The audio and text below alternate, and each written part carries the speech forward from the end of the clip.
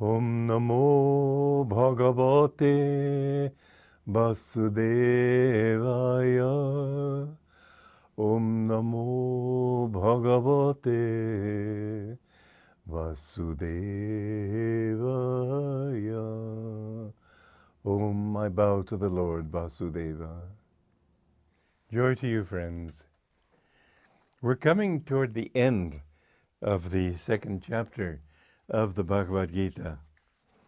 This is stanza 71. That person knows peace who, relinquishing all energy-draining desires and fully satisfied with his state of desirelessness, no longer sees himself as a separate individual ego. Now this statement to the worldly person seems impossible. I'm me, you're you. When I hurt you, I don't hurt myself. When I get revenge for some hurt you've given me, when I revenge myself on you, I come out better. I've put you down. The man of wisdom understands that you're hurting yourself when you hurt others. You're blessing yourself when you bless others. You're finding more happiness for yourself when you give happiness to others. You're understanding more when you can understand through other people's points of view. When you can realize that everything that you see is a remembrance. This is the interesting thing that Patanjali gave as his definition of enlightenment. He said, smriti, memory. You remember what you were. You remember that you're a child of God. You don't have to, as when you go to school and somebody's teaching all about, let us say, geometry, and you write notes. You don't have to do that. In fact, as I've said earlier, the process of true education is unlearning, not learning.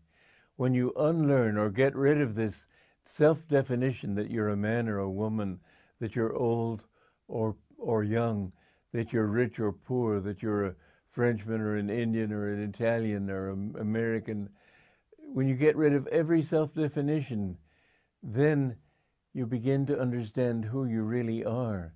That one self, it's like a burner on a stove, a gas burner. All the little gas jets that come up, each little flame is a separate ego. But all those egos are actually projections of the one, let us call it a field of gas underneath. And so we are our little self-definition that makes us think, I'm different from you.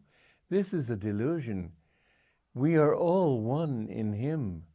And when you get down under all the misconceptions of who you really are, you begin to see that when other people suffer, you feel their pain.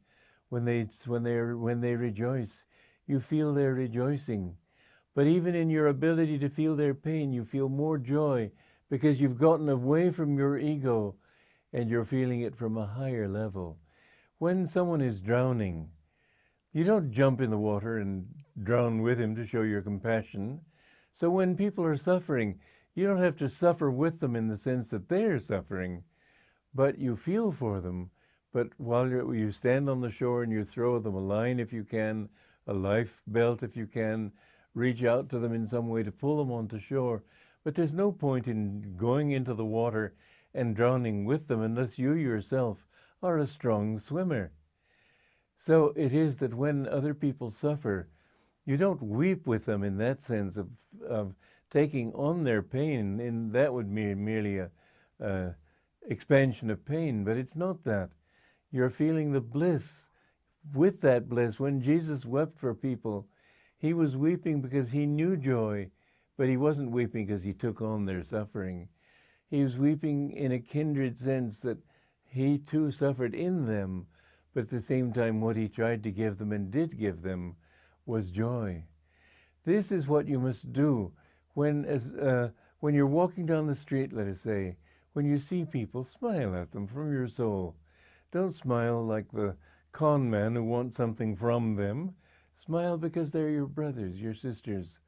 I have found that many times people will come to me who are complete strangers and sort of like to be around me because they feel better. There was one time in Rome, it was very strange because I was, first of all, it was in Paris, I'm sorry, And first of all, I had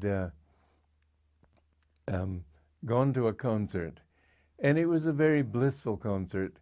But I was sitting up behind the altar. It was in a church, so I saw about 700 people in front of me, and it was very blissful music.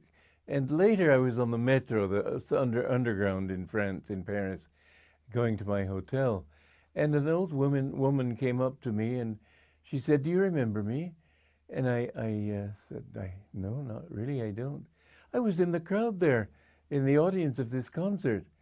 And somehow she had felt a personal contact with me just because I was so much enjoying the music that it must have shown on my face. But that was all the contact we had.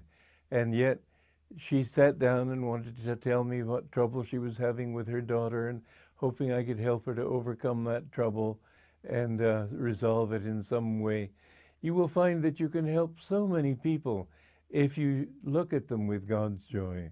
And in this case, I wasn't looking at her at all, but she felt that contact.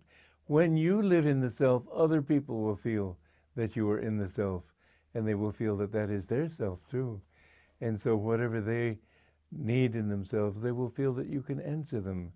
You'll be able to help people much more than you will by being like a psychiatrist with somebody lying on his couch and spilling off all his wrong memories and so on. I have yet to meet a saint from psychiatry. They don't produce saints. They produce people usually who are too self-involved. But the path of sainthood, the path of seeking God and seeking solution in His bliss, this leads to sainthood. It leads to removal of all subconscious and conscious complexes and releases your own consciousness into that sense of oneness where you know that not only people but animals and things, everything is a part of your own self. And when you can feel that, you feel bliss everywhere, because everything really, even though at the moment it's suffering, everything is a manifestation of cosmic bliss. So seek that. It's the best weapon you can use to destroy delusion. When you have that bliss, nothing will be able to hurt you, because you'll say, "No, that's not what I want. I want bliss." Get that sense of comparison. When you have something better to compare with the things of this world, then you can say that nobody can take it away from me. Yogananda once was approached by three hold-up men in New York, I think it was, may have been Philadelphia, and they asked him to give them what he had. He said, "Gladly I give it to you, but I have something in me that you can't take away from me." And they looked at each other and said, "What's this guy? Is he crazy?" And he looked at them with bliss. And they began to tremble all over. They dropped the money he had given them. They said, "We can't go back to that way of life anymore." And they ran away. But you can touch the lives of so many people when you live in Him. His bliss will be the cure for every human ill. Joy to you.